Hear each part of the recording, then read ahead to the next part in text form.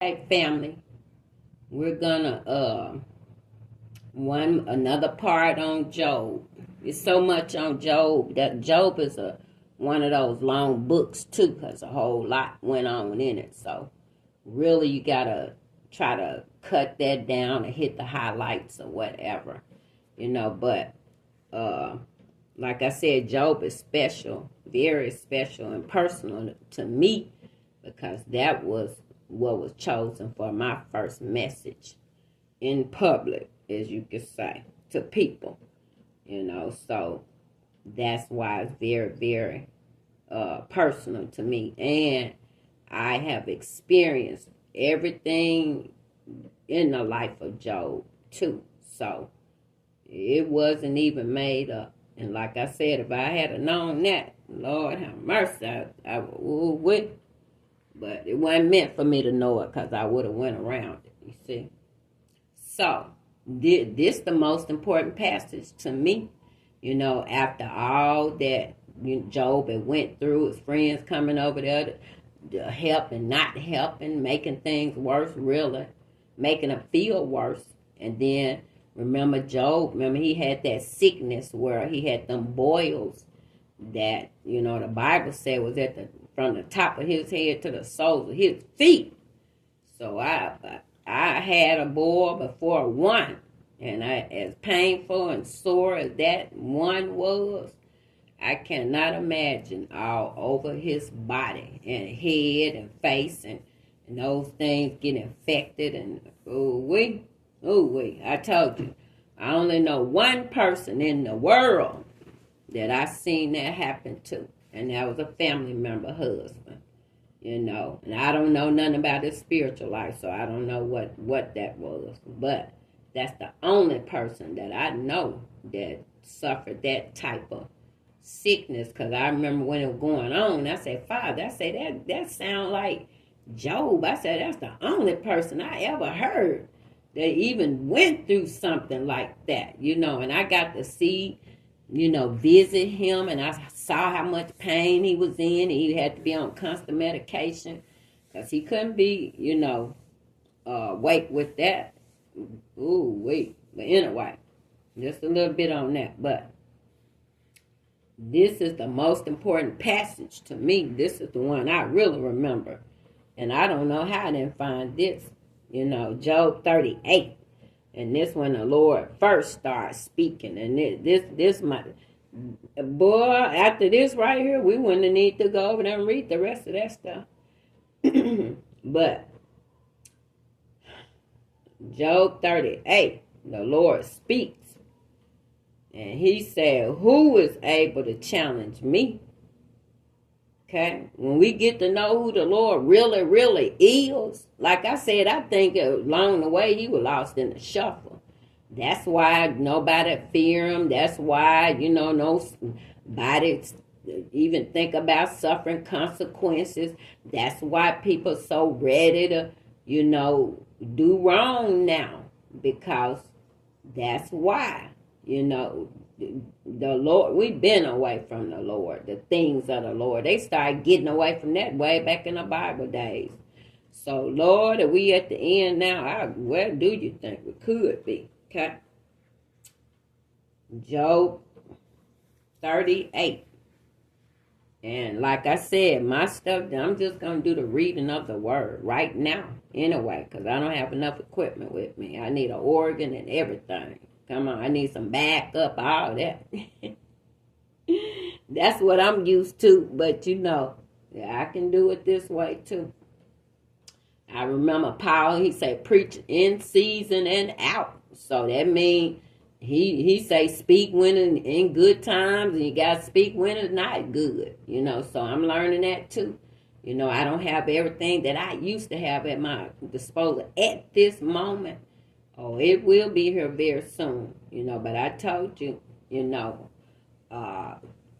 honey, our life go through changes. We don't know what's going on. And I told you, my whole life, it's been the book of Job.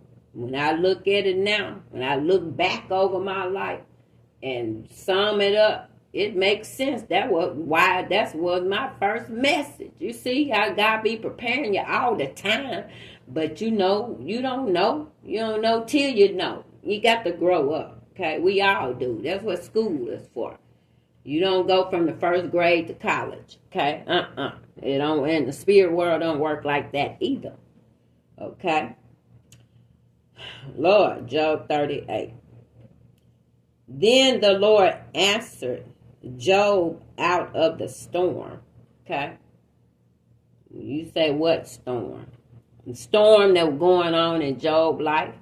Job had one of the worst storms, Lord. Wasn't outside. It was all up in his life. That's what this is talking about. Okay. God, the Lord answered Job out of the storm. Okay. He said, who is this that belittles my advice with words that do not show my knowledge about it? I will ask you, and then you will teach me. The Lord speaks about creation. Okay, if I did this first, we wouldn't need all the rest of that stuff. Verse 4. I love this one here. All of this. Where were you when I laid the foundation of the earth? Tell me if you have such insight. Who determined its dimensions? Certainly you know. Who stretched the measuring line over it? On what were its footings sunk? Who laid its cornerstone? When the morning stars sang together and all the sons of God shouted for joy. Who shut the sea behind the gates when it burst through and came out of the womb? You see that? The sea burst through and came out of a womb. Come on, I didn't know I had to read that. When I clothed it with clouds. You hear that? And wrapped it up in dark clouds. When I set a limit for it and I put bars and gates. When I said, you may come this far, but no farther. Here, your proud ways will stop. Okay, this is God talking about creation when he created everything. I told you the creator of all things. We need to know that's the one we working with.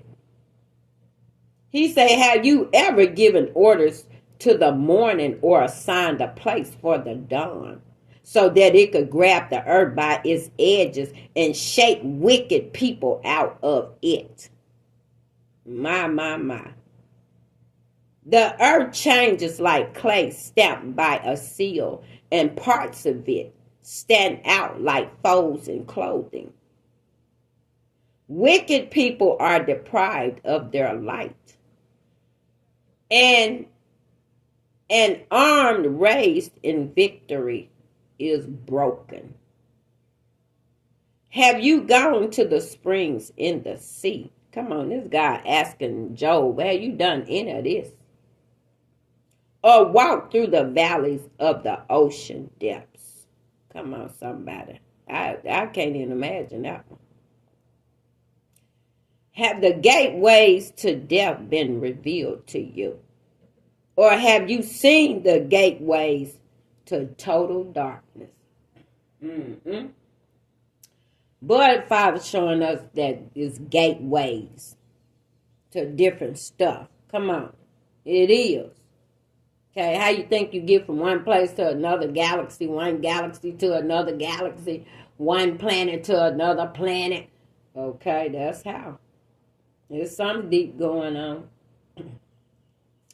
Have you even considered how wide the earth is? Tell me if you know all of this. What is the way to the place where light lives? Okay? Come on, light got a place where it lives. This is verse 19. Where is the home of darkness?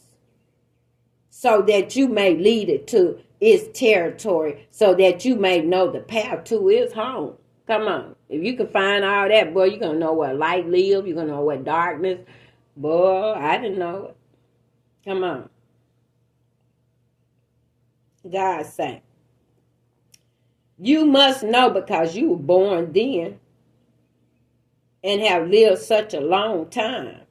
Because to know all this, boy, you got to be born way back then, and boy, you got to be lived a longer than Methuselah. I think Methuselah was 900 and some years old, boy. For you to know all this stuff here, this was way before Methuselah now. Okay? Time clock. Have you been to the warehouses where the snow is stored, or seen the warehouses for hail? Do y'all hear that? Snow got a warehouse, and it's a warehouse for hail. Hail, Hail, okay? The kind of the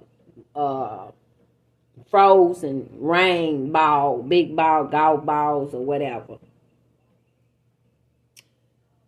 That I have stored up for in the time of trouble, okay? Let me go back. Have you been to the warehouse where the snow is stored, or seen the warehouses for hail that I have stored up for the time of trouble, for the day of battle and for war? Do you hear that? Father say he got snow and hail stored up for the day of battle and war. Come on, somebody.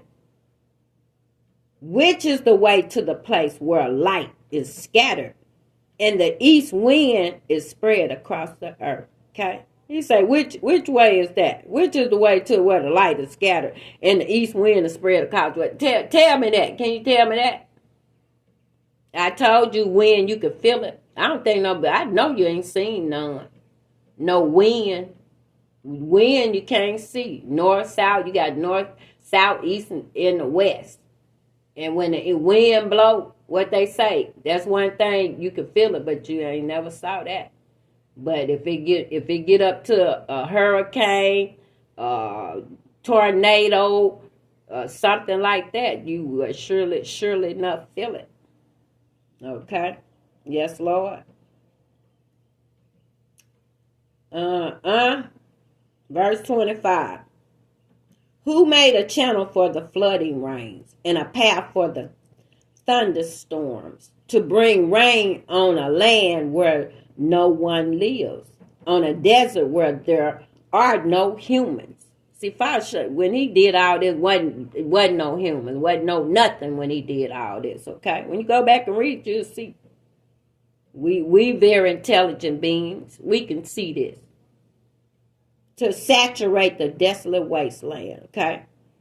Let's get that. Who made a channel for the flooding rains and a path for the thunderstorms, to bring rain on a land where no one lives, on a desert where there are no humans, to saturate the desolate wasteland, in order to make it sprout up with grass? Does the rain have a father? Who gave birth to the dewdrops? From whose womb came the ice? Come on. And who has given birth to the frost in the air? Now, the water hardens like a stone, and the surface of the ocean freezes over. Can you connect the chains of the constellation Pleiades, or untie the ropes of Orion? I told you we wouldn't have to go that far if I read this verse. Can you bring out the constellations at the right time? I want people to understand.